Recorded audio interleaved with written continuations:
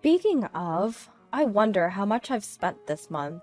Suddenly, when checking my credit card usage, an incredible amount showed up in the transaction history. Upon investigation, it was revealed that my husband had been lavishing gifts on his mistress, taking advantage of my carefree nature. He used my credit card to shower his mistress with whatever she wanted. Cheating on another woman using my credit card? You gotta be kidding me. I will get my revenge. Mark my words. My name is Catherine, 29 years old. Currently, I work as a freelancer. I've always disliked the idea of being an employee, so I chose the path of freelancing, where I could use my skills. I worked hard to get various certifications since I was in college. It was around that time that I met my husband, Bob. Bob and I went to the same college, and it seems he had always known about me. He fell for me while I was studying for my certification in the college library. He asked me out many times, but I wanted to focus on my studies, so I kept turning him down throughout college. Still, he didn't give up, continued to woo me even after we started working, and eventually, I decided to date him. Afterward, I became a freelancer, and he started working for a regular company. After 3 years of working, we got married, and it was 4 years ago. And now, we lead a somewhat unique married life. Generally, I work from home, but since I was never good at housework, Bob and I shared the chores. Thankfully, I have been getting a lot of work assignments recently. When I was on tight deadlines, Bob would take care of almost all the housework. One day, while I was working in my room, there was a knock on the door, and Bob called out, "Catherine, dinner's ready." "Ah, thank you. I'll wrap up in a bit." "Got it. I'll clean the bathroom while waiting for you to finish." "Much appreciated." "Thanks, Bob." "It's no problem. You're the one earning for us. Let me at least do the chores during busy times." "Okay, thank you." As my husband said, I do earn a considerable amount. Not to brag, but I earn more than triple what my husband does working for a regular company, so I cover most of our living expenses. If my husband pays for anything, it's the occasional dining out. I pay for everything from the apartment rent to utility bills. Friends who know about our lifestyle always exclaim, "That's unbelievable!" But I never really had any complaints, because I don't have any material desires.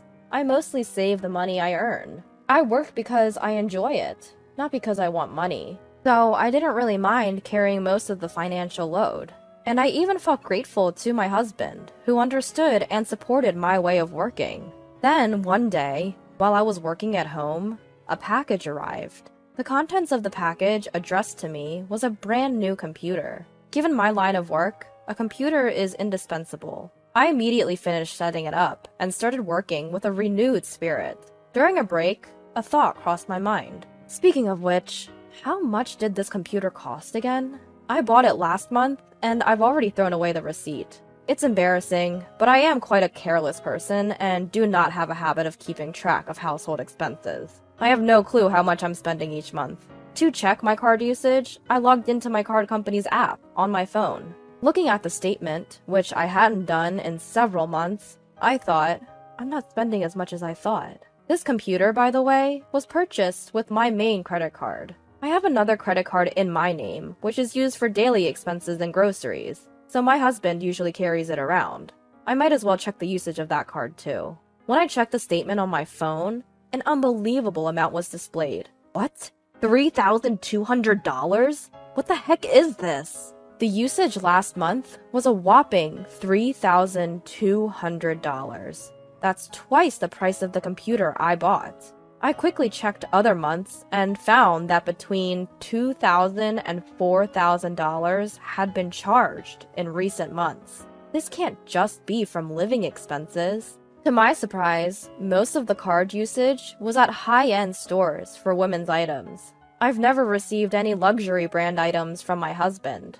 I had never suspected my husband before, but this is too strange. No way. Is Bob having an affair? The shocking reality made my head spin. Despite the shock, curiosity got the better of me, and I began to meticulously check each statement. Looking in more detail, I found charges from a travel booking site. He seemed to be booking frequently on the site, spending a considerable amount on accommodations. With a sinking feeling, I quickly checked the calendar. Sure enough, a few days after using the travel site, My husband was always going on business trips. I don't want to believe it, but with all this evidence, it's hard to dismiss it as a misunderstanding.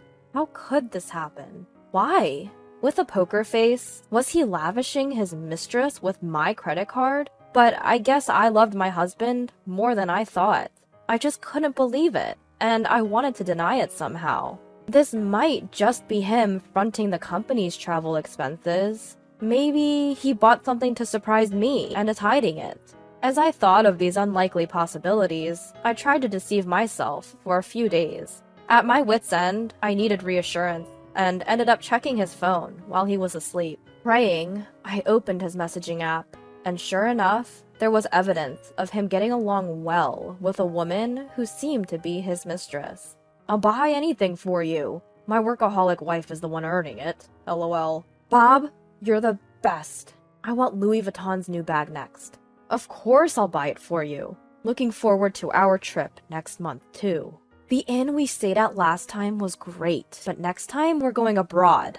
I can't wait till next month. This time, we're going to take it easy and deepen our love. Just the two of us." The moment I finished reading everything, a surge of indignation consumed me. An array of disgusting remarks, unimaginable from my normally cool husband Bob, made me feel sick. By this time, my feelings towards Bob had shifted from sadness to anger. A workaholic wife? That must be me he's talking about. A trip next month? Abroad? Just how much can a person ridicule someone else? I thought he understood my job, but in the end, he only saw me as his cash cow. Being taken for granted to this extent, it's unforgivable. If he's thinking that way, well, I have my own idea too. And so, I decided to take my revenge on them. While checking their vacation schedule, I started preparing for my revenge. A week later, to prevent my revenge from being discovered, I was living as ordinarily as possible. Sure enough, when Bob came back from work, he started the conversation with an apologetic look. "Hey, I'm sorry for the sudden notice, but I have to go on a business trip abroad next month." Inside, I was thinking, gotcha. But I responded calmly. "A business trip abroad? That's unusual. You've always been on domestic trips." Well, our company is expanding its business overseas, too." "Oh, really? That's impressive. Being chosen for such an important trip." Well, yeah. Of course, Bob doesn't have the skills to do such an assignment. His company is a small general enterprise, and there's no way it's expanding overseas. As I watched Bob, he brought up this. "Oh, by the way, I'm going to use your credit card for personal shopping during the trip." "I see. I know it's tough to go abroad, but do your best on your trip." "Thanks. Sorry, Catherine, but I'll need you to take care of the payments." At Bob's words, I just smiled, without saying, "Okay," or "I understand." Seeing my reaction, Bob also beamed at me. According to Bob, he doesn't know when the trip will end. He said he would notify me of the return schedule as soon as it was decided. I can't believe he can lie with such a straight face. Almost admiring it, I simply replied, "Understood," and we ended our conversation. The day of his trip, Bob put on his shoes at the entrance, looked at me, and said with a smile, "I'm off." "Are you really going?" "What's the matter, Catherine? Are you gonna miss me?" "It's not like that, but I wonder if you're really going." "It's work. Understand that. I'll buy you a souvenir." Insisting it's a business trip while actually it's vacation with mistress? And still, he was trying to lure me with a souvenir. To him, I coldly responded, "Take care now. Bye-bye." At those words, my husband wore a curious expression, but ultimately said, "I'm heading out," and left our home in high spirits. From there, I began hastily tidying up the house. I packed all my belongings into boxes and shipped them to my parents' place. I had already informed my parents that I was divorcing Bob and would be leaving this house. While my mom and dad were furious with Bob, akin to a roaring blaze, I explained to them that I had a plan for vengeance on my own and would hire a lawyer to collect the money he used on his mistress. In particular, my father seemed ready to vent his anger directly on my husband, but I persuaded him to keep a lid on it for now.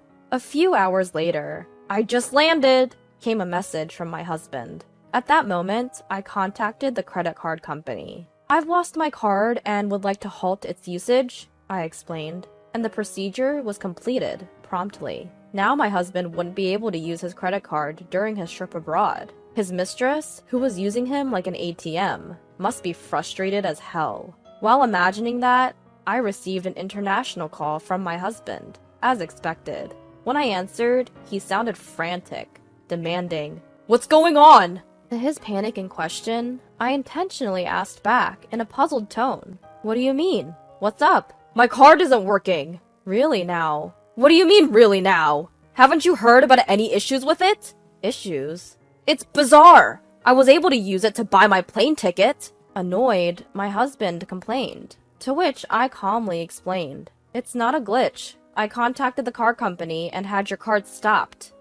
"What? Come on, Catherine. Quit joking around." "Why would I joke about this? Clearly, your card isn't working. Isn't that obvious?" Over the phone, my husband seemed bewildered for a moment, but quickly realized the gravity of the situation. He was so startled that he yelled at me with a volume I'd never heard before. "Stop messing around! I told you I'd be using the card during my business trip. Didn't I?" "Oh, did you mention something like that?" "Why the hell would you cancel it then? I can't pay for my accommodation or buy anything now." "Yup, that's true.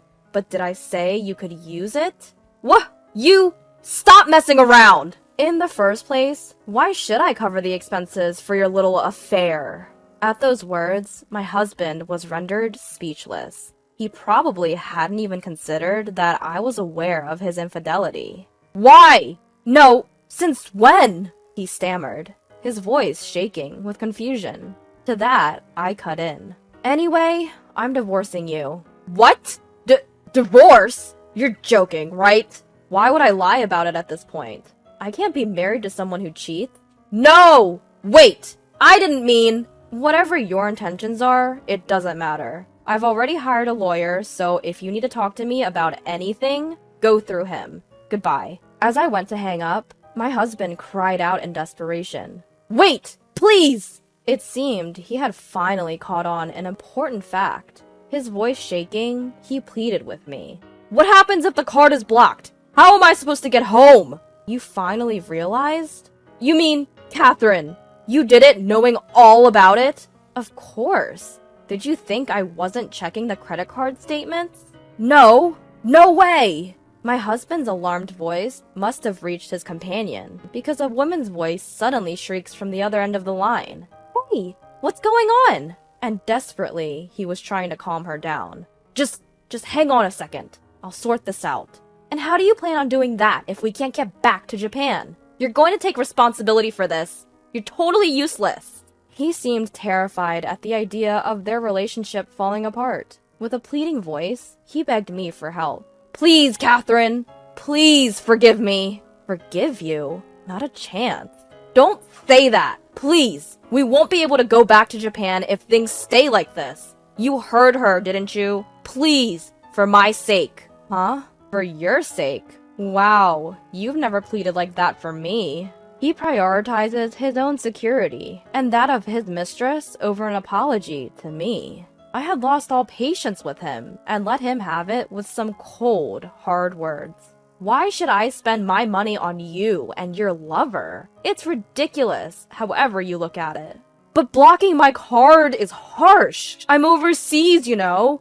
What am I supposed to do if I can't get back home? What about my job?" "Are you serious? Before we talk about your job, how about an I'm sorry? How much more do you plan to insult me? I'm not working for the likes of you, you scum." "Catherine, please, calm down. Shut up. Just so you know, I won't forgive you, no matter what. I'll make you pay me back every penny you spent on her. I'll do whatever it takes to ruin you. Understand? So just stay out of my life forever, you cheating piece of trash." I hung up without waiting for a reply, blocked his number, and completely cut off all communication with him. Not long after, our divorce was finalized. He was initially resistant to the idea of divorce, but after a stern talk from his parents-in-law, he reluctantly agreed. I heard that after our call, he had a huge fight with his mistress at the airport. It turned out she had other men too, and she dumped him, getting money from her multiple suitors, and returned to Japan alone. Left behind, my ex-husband had no choice but to contact his parents and have them deposit money into his credit card account so he could return home. Word of their affair spread quickly around the office, as she also worked there. "Did you hear? Those two were having an affair. He's married too. How could he do that? I heard she's been seeing many men." Seems like it. She moved on to another married man and dumped him, just like that. I have no sympathy for him. As a result, his mistress, a temp worker, got her contract terminated, and Bob was moved to a less relevant position at work. His salary dropped as well, making it a total mess for him.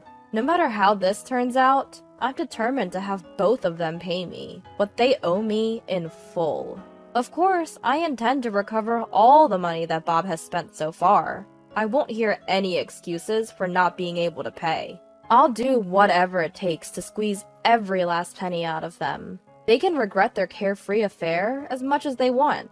As for me, I've moved back to my parents' house, and I'm living with them now. Once the issue of the damages is settled, I plan to live comfortably by myself. From now on, I want to dedicate myself entirely to the work I love.